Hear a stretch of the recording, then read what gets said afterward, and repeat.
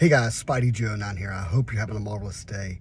Wow, we got amazing breaking news about Skybox Marvel Metal Universe Spider-Man release, the details about the release, why they possibly redid some of the cards, and it's just amazing. We're talking about what I think is going to make this set a top 3 Marvel card set of all time.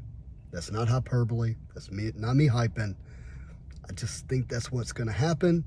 And I'm going to give you those details up next.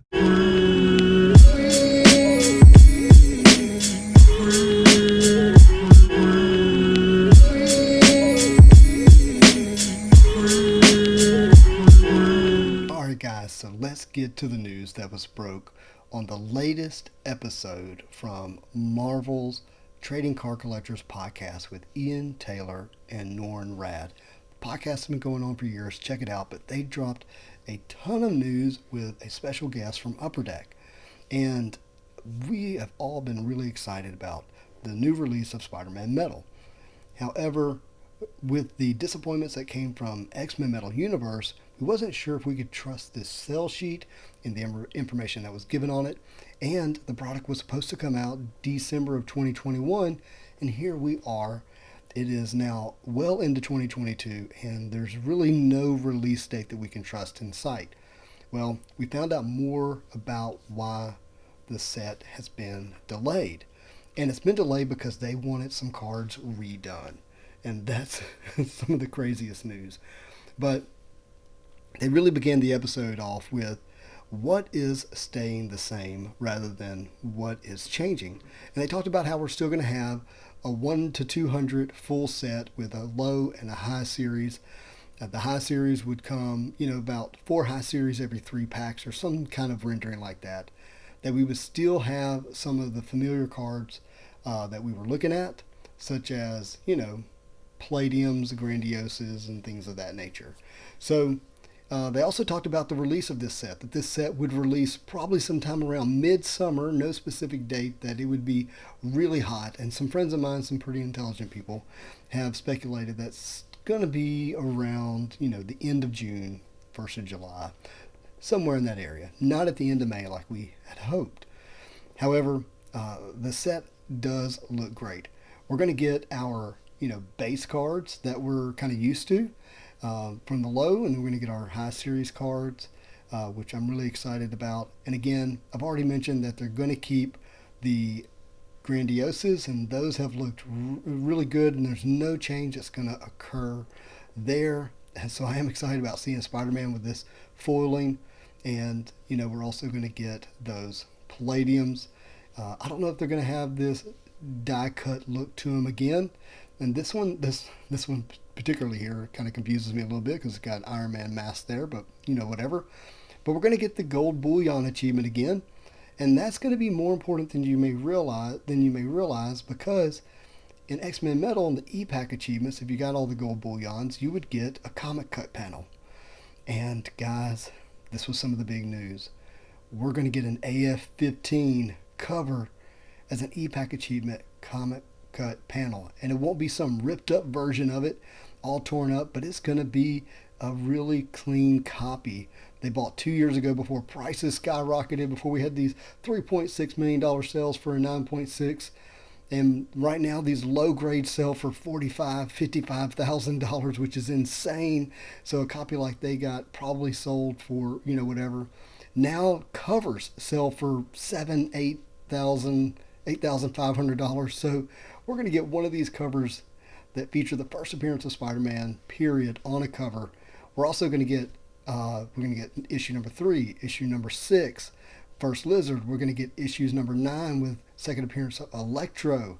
Amazing covers all the way around. Issue number 13, First Mysterio, is going to be great. All of these are going to be part of that E-Pack achievement. Issues number 14, First Green Goblin. Amazing. Kind of a weird cover there, but still amazing. First Craven, issue number 15 here. And we're going to jump up to 100. And then also 101, First Morbius. We're going to get the death of Gwen Stacy, and that's important. And I'll talk more about that later. And we're going to get these amazing comic book panels. Somebody's going to get the death of Gwen Stacy in a comic book panel signed by the artist. First Black Cat. We're going to get Todd McFarlane covers, right? The Amazing 300 cover, first full appearance of Venom. And this cover has one of the best Spider-Man renderings ever, again by top artist Todd McFarlane. And think about the comic book panels that are going to be in these choice, to use their words, comic cuts. Amazing interior panels are going to happen. I would love to get this Venom cut right here. Just one of my favorite Todd McFarlane's. Mark Bagley is going to be one of the signers, and they're going to pay special attention to the first appearance of Carnage in some of these comic cuts. Some really cool ones in that first appearance, and they're going to be signed and numbered to 10. He'll be the artist, but there'll also be comic cuts of Amazing Fantasy 15. Someone's going to get this first panel here, first ever Spider-Man image. Unbelievable that we're going to get panels from the AF-15. So again, the AF-15 cover is going to be one of the E-Pack achievements. It's going to be amazing. We're also getting the Planet Metals again. They're going to have a different numbering than the X-Men Metal.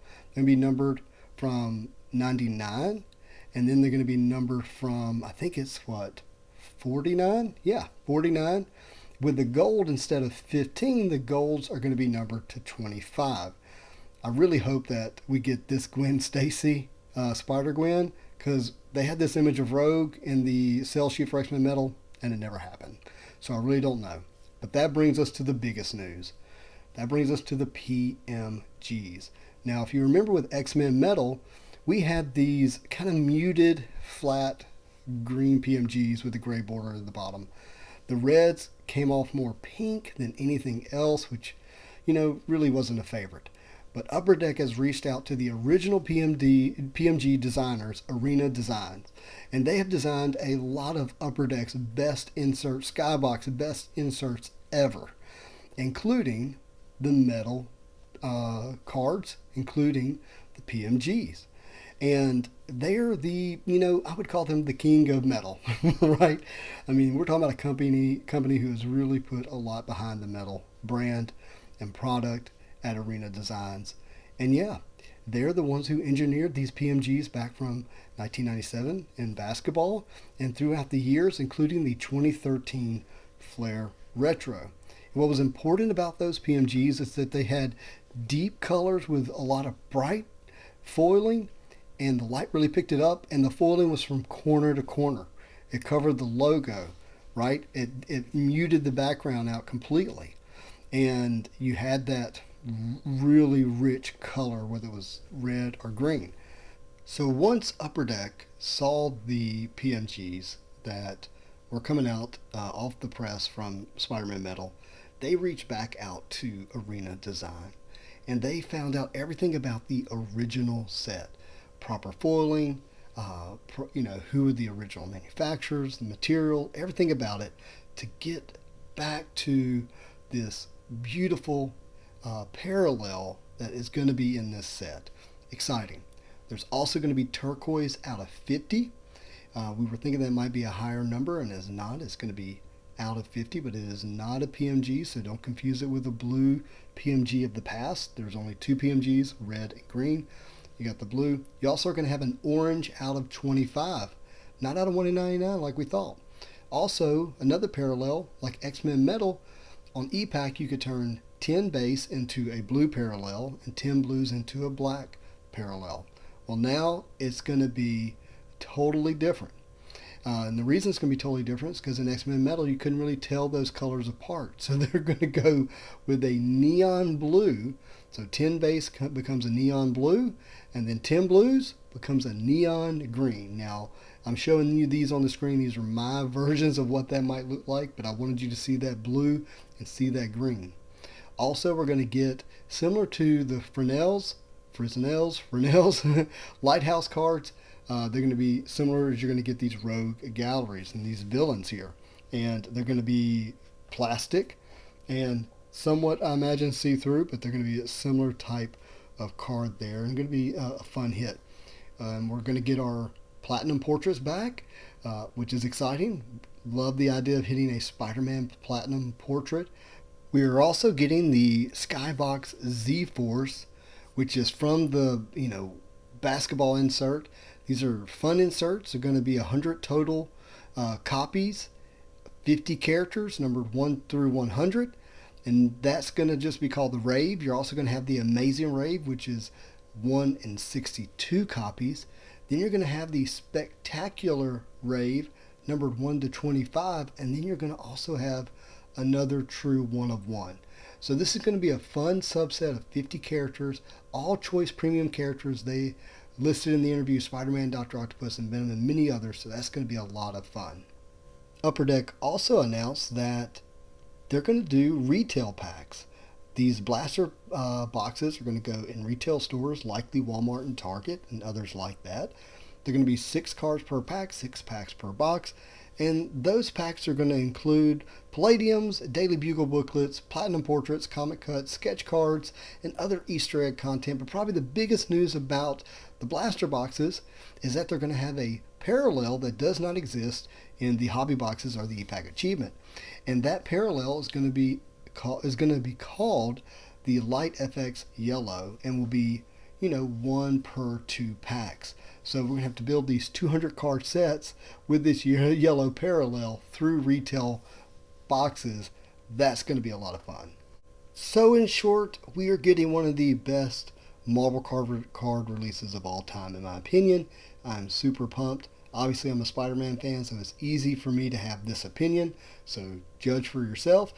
Go check out the podcast. It was a lot more detailed information. Just to hear the passion behind the representative at Upper Deck is worth the listen, because they have obviously been listening to us and they're making the changes that need to happen. I'm so excited about this release. There'll be a lot more content around the Skybox Marvel Metal Universe Spider-Man in the future, so just keep an eye on the channel. If you haven't, please do like, comment, and subscribe. It really does mean a lot to me.